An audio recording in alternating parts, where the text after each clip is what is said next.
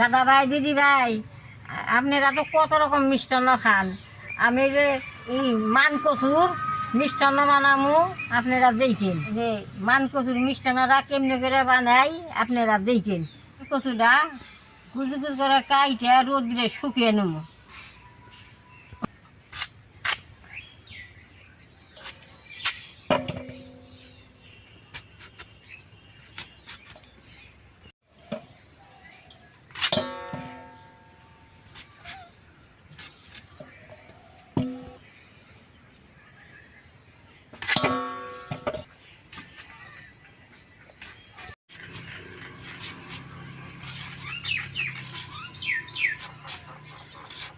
এরকম কিনে সব কিনে কাইটে রোদ্রে শুকিয়ে দিব।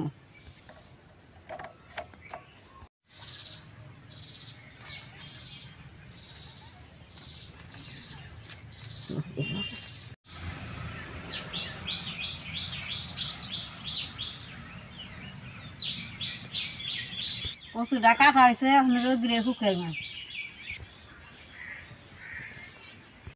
দাদা ভাই দিদি ভাই, কচুটা শুকাইছি দুইটা রোদে, এইরকম হয়েছে। এখন ডেকিতে নিয়ে যায় পার দিয়ে গুঁড়া করুন।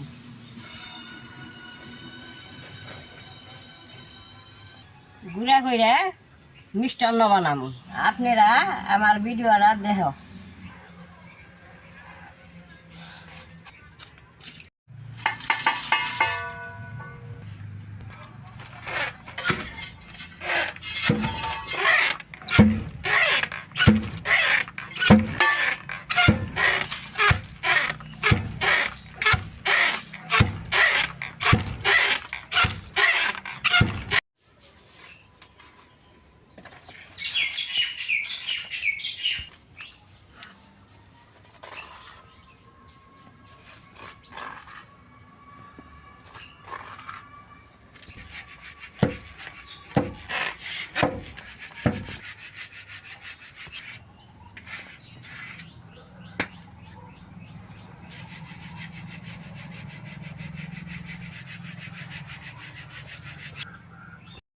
ডেকিতে পার দিয়ে কচুটা গুঁড়া করে আনছি।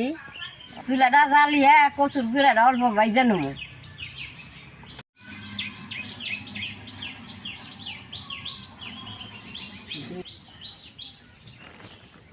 ভাইজা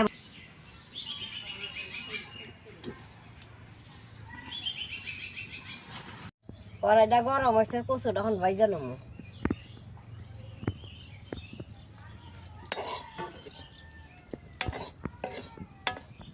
কচুটা বেশি বাজন যাবে না, অল্প অল্প বাজন লাগবে।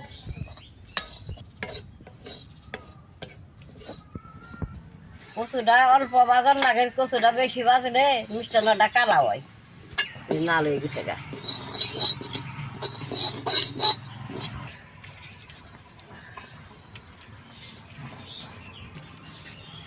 মিষ্টান্ন বানাবার নিগে দুধটা আগে দিব।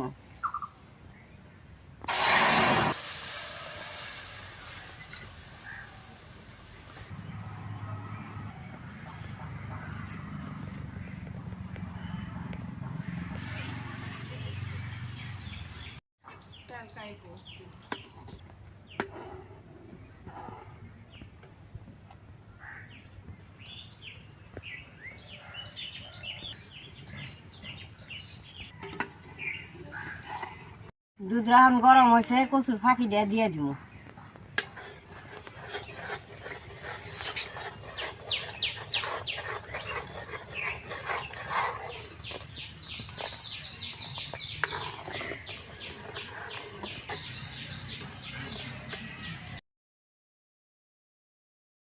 কচুর ফাঁকিটা দিয়ে ভালো করে গুড়ান লাগবো, নাহলে দলা দলা হবো।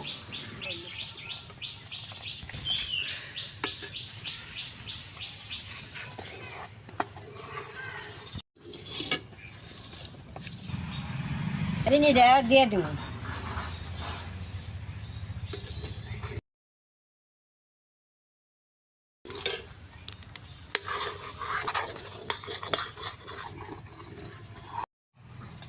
কচুর এই পায়েসটা যাকে শোল বিষ আছে তারা আমাবস্যা পূর্ণিমায় যদি খায়, শোল বিষটা হারে।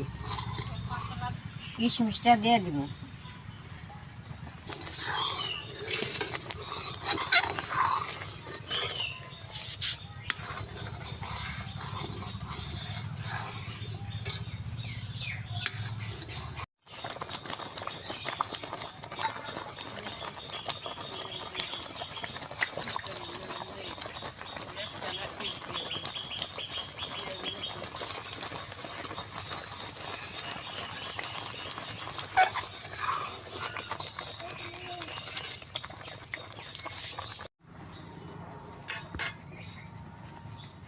মিষ্টান্নটা হয়ে গেছে, এখন নামামু।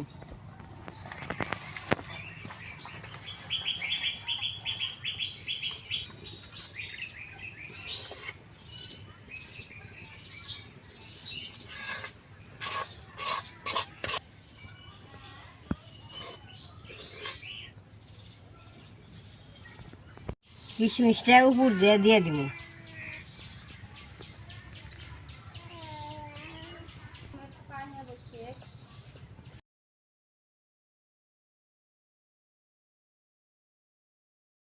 দিদি ভাই নমস্কার।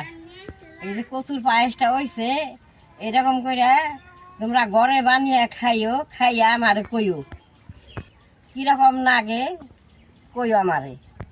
আমি অল্প খাইয়া দেখি কিরকম হয়েছে।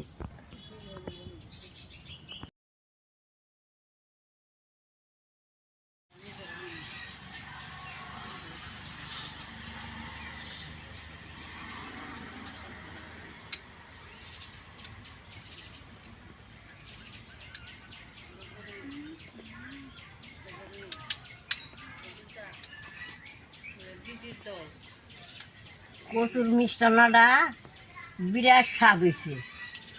তোমরা খাইয়া বানিয়ে খাইয়া দেইকা আমার কাছে কইও।